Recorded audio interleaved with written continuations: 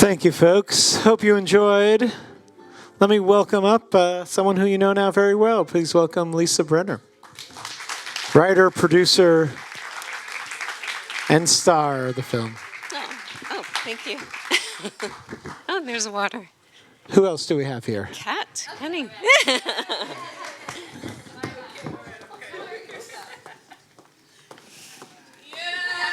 Yay! My own just kidding. How lucky that oh my gosh. How lucky am I that you wrote that song about the yoni? I didn't write that, believe it or not. But quite a finish to the movie. Where did this all come from? It said something about based on a true story, or yes. So it's based on my own real story, and my cousins are here. I wrote. Oh, they're there. I wrote when I first came out with it. I wrote somewhat because I wasn't sure how much I wanted to reveal about my real life. But at this point, everyone knows, and so it is totally based on a true story.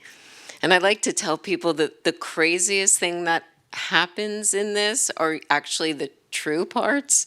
But yeah. So which parts are not true? Okay, so my mom didn't pass out from a tattoo. But she did want to get one, and we ended up getting one together after the movie. Yeah, that's probably about it. Has your mom seen this movie? Yes, she loves it, and she would have been here today, but she's not feeling well. Oh, sorry. Yeah. And of course, you have the amazing Linda Levin in here. Yes. Was this her last? This was her last movie. Yeah. Kat and I were both at her memorial recently in LA. It was so, I'm so grateful that we had this time together. And I think Kat could probably say the same thing or more, that we both felt so connected to her as her daughters, I think. And then she's gone. But I feel like this movie is a celebration of her, really. I have to say that this is my first time watching it since we have lost her. Very different. But can we just really clap for her really fast? She's a comedic genius, a warm human. Yes. But one of the things that I noticed watching this time, at her memorial, they played a couple of, just clips from an iPhone to celebrate her life and what she was like. And most of them were clips of her singing happy birthday to people on her iPhone that she sent to people. And I had no idea. Did you already know when you wrote that scene? I did not know that. Because that's like her first introduction in the film, is her singing a musical happy birthday to someone. It's crazy. I know, that's actually her thing, that she sends videos of herself singing happy birthday. And that blew my mind too. Wow. Kat, how did you come into all of this? Like any actor does, I auditioned. I love the sides. I think I may have made you audition with me. Did you help me with this one, Jules? You didn't? Okay, forget it. Somebody else did. Maybe it was Steph. It was one of you two. But I loved the sides. I loved how fun it was. I loved that I don't believe in DNA, which, speaking of the real things being true, you told me that was a real quote from your life. Yes. A lot of people have told me that's one of their favorite lines of the movie. I don't believe in DNA, but you'll always be part of my spiritual family. That's actually something that was really spoken to me by a real family member. Yes. And there's a lot there, actually. I mean, as I was saying in my introduction, I think it's very much a, part of our time now. Never before did we have this access to DNA tests, and this is happening all over the place, left and right. My family too, and every person I tell, they say, "Oh yeah, we got a better story." We found that this family.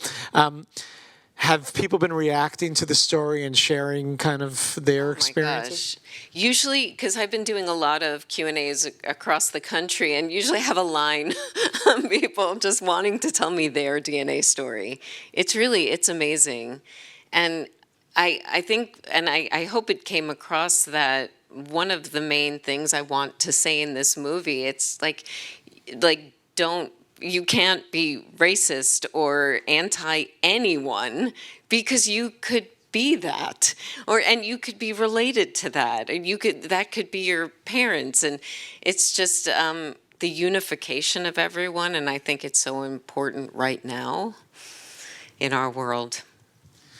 Yeah, and it redefines in some way of how we see family today and what that Yes. means and what is. And I love the statement at the end, which is ultimately you were made in love, and this is the thing that connects people. Yes. What do you want an audience to get from this film?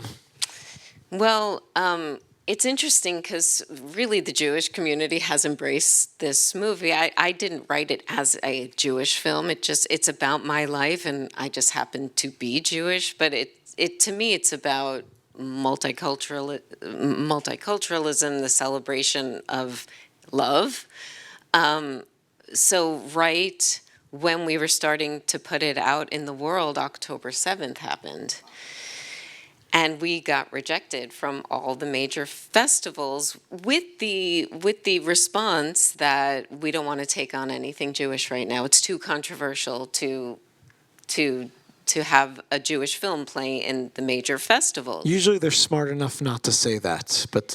Oh, it was said to me. And foreign buyers, the same thing. People in Europe, it was really bad. And I couldn't believe that for the first time in my career, I wanted to really embrace my Judaism, admit to the world that my real last name is actually Goldstein. It's not Brenner, but I had to change it when I was little as an actress.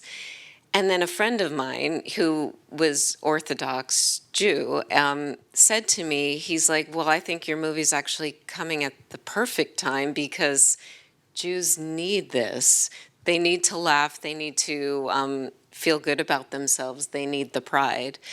And as soon as he said this to me, I applied to the Miami Jewish Film Festival. We got in, and we've been on this whole journey with the movie, and I do want to spread the love and joy and unity. I think one of the things I love about the film also is just how universal it is, and how the statement I walk away feeling is that it reflects so many families that learn how to be inclusive. I love that Sarah is a queer character because for me, chosen family is the most important theme of my life, and one of the lines in the film being about how I'm going to bastardize it, but it comes from Dante, and it's something about how you're embracing family who treats you like family, and blood isn't necessarily what defines a family. And as a queer person, I felt included through that lens, and then at the end to just see everybody at the bat mitzvah being who they are and overriding old rules. And I think that that's something we can all use to take on right now, is that it's about how we treat each other as a universal community. Yeah, I agree. I love that. And I think, by the way, that the Jewish community needs this right now. I think, the Jewish community can be very much, oh, this is a certain way. And obviously religion has actually taught that things have to be a certain way and you could only marry a certain way. And the majority of Judaism is not like that anymore. So I think it's actually doing a mitzvah to the Jewish community. I'd love to take the opportunity to make you a part of this conversation. We have a microphone and would love to take your questions, your comments.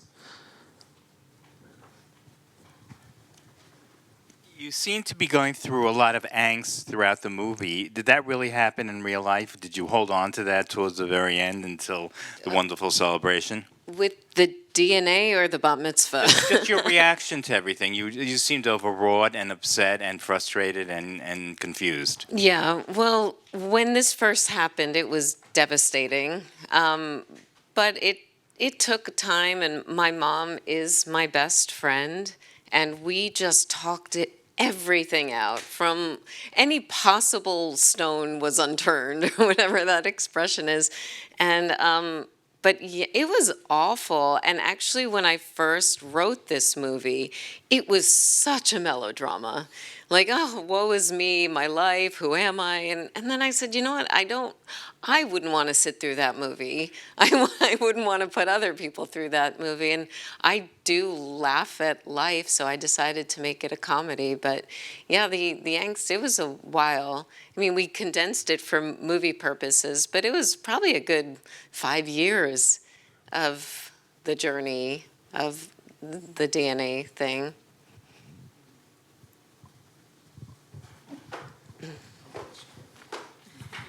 Hi, how's it going? Hi. I'm Lambert.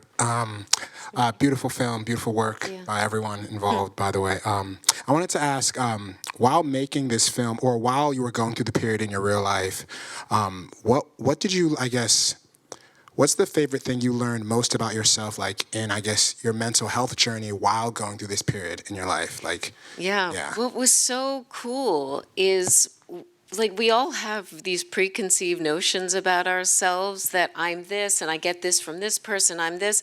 When that's taken away from you, you could be anything. And it was really liberating. I remember, like, one of my first auditions after that, it's like, I could actually be that person. And it really freed me up to say, like, I can be anything. It was very liberating. Yeah, and I would love everyone to take that on about themselves, to not limit yourself, because you could write, you could whatever. All the things that you've been told about yourself just might not be true. Yeah. We'll get you the microphone Just a moment. just so everyone can hear. Thank you. Sorry, it's for the recording as well. Sorry. How many more family members did you discover, and gosh. are you still in touch with them? I actually lost count. There's so many. This guy, like, he donated a lot. And yeah, I lost count. And then recently, 23andMe, that was the original service I used. They went bankrupt, but I heard, like, to delete my information, so I did, and I don't care anymore. You know, at first I really cared about who it is I'm related to, and then it's like, you know what, I don't care. You know, everyone's my family at this point. You guys can all be related to me. Yeah. So I'd love to hear what's next for the film. Where's the film going? The next for the film, what day is this? We're going to Texas. We have Austin, Texas, San Antonio. We have Saratoga Springs, New York. But what's very big for the movie in October, we're having an AMC theatrical release. Woo! Everybody clap for that. Yes. Yeah. So please tell your friends about the Yes. release. Was there another question there? Were we? Yep. We'll take one last question here. The question is about you as an actor and a writer in this film, because I know you've been acting your whole life and you've written, but you're starring in a piece that you wrote. So I'm just curious about that process for you. Did you really have to put on your actor hat and the script was locked, or were there times when you're making the film that you were involved in the creative process on that side? Yeah, there were, oh, gosh. It's funny. Grace, who is my producer, who's right in the front row, right here, we were talking about this last night, and it was very hard to be both actor and writer, because there were a lot of times where other actors, not you, Kat, I was amazing. Whatever were you're about to say, I perfect. didn't do it. not Kat, but there were times where the actors wanted to switch up a few lines here and there, and it threw the comedy off. When I wasn't acting, I could say, no, we need it as written. When I was acting, I kind of let it go, because now I'm just the actor acting with the other person, and then watching it, I'm like, the comedy changed of that, because I wasn't just on. If I was just the writer on set, I could be more on track of that. So things got a little blurred that way. Well, let me jump into that a little bit. Also, being the writer, your story, and the actor and the producer. Was the relationship with the director? Was the director, you're like, no, I'm doing this right. You don't know what you're talking about. The director and I, Matt Sohn, he was the kindest, loveliest person that just said, this is your story, this is your movie. We had so many meetings, so many conversations. We went through the script so much that I said, okay, this is important, this, so he really knew what I wanted, and I didn't want to take away his directorial, power or whatever on set, so I would just whisper to him, I have an idea. Try this, try that. And so then he would he was great. It was such a team effort. We shot in Utah, which was so fun because mostly all of our crew and a lot of the cast were Mormon who've never Talk about the whole family coming together. I'm telling this story. It was like, everyone's just making a movie, okay? We're a family regardless of our beliefs today. Exactly. It was fantastic. Also, can I add that when on set, I would show up to set just checking, because I was like, I had never been to Utah, but I grew up around a bunch of Mormon people. So I would wear very gay t-shirts to set just to test the crew, I would wear a shirt that said cunt, and one girl would come up and be like, that's really cool. I'm like, I see you. Yeah. Converting them back. Good. Kat, what's next for you? Oh my goodness. I'm releasing an EP. I actually make music. Unfortunately, that's not my single, sadly. But I actually think it's incredibly catchy, perhaps better than any of my songs. B-sides. That's why you release B-sides. Yeah, exactly. Should have a Spotify release. But no, I have an EP coming out. I've made my own little mini films for the songs. They're iconic. Check them out. It's Cunning. You saw the name. I'm a big deal. But I also have 2 other movies coming out, very different characters, but I have to say that this is probably the most me I've had the joy of being on screen, and I have so many friends and family here in the audience right now, and they can attest to that. It was special that you wrote somebody so human and gave me the freedom to be a little kooky. And if I could give you one more anecdote about being on set, is that I did do, I'm going to say this wrong, but that choreography that the men get to do, Yeah, she did. Yeah, you guys let me do it. Yeah. And what I really want is, that extra footage just to promote the film. I think that people want to see it. So that's coming soon as well. Okay, fine. And are you working on anything new? Yes. Well, first we're releasing this, so I can't get too distracted, but I did write another movie that I'm hoping to be produced by the end of this year in another country. Can you share what it's about? It is okay. So the other country is the Philippines, and it is about yay! It's about a mother who brings her daughter to meet her father for the first time in the Philippines. Yeah. Beautiful. Yes. Thank you so much for sharing this you with us, all. being here. Thank you, folks. Spread the word.